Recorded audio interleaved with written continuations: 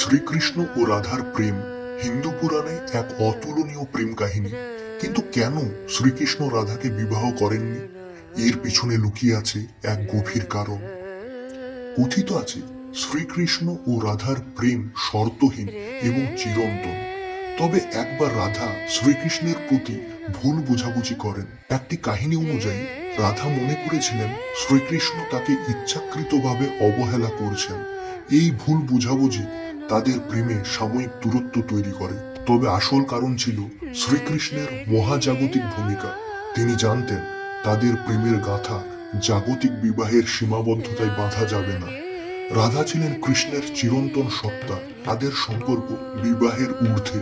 শ্রীকৃষ্ণের মতে বিবাহ জাগতিক বন্ধন, কিন্তু রাধা কৃষ্ণের প্রেম চিরন্তন এবং আধ্যাত্মিক, যা কোনো বন্ধনে আবদ্ধ হতে পারে না।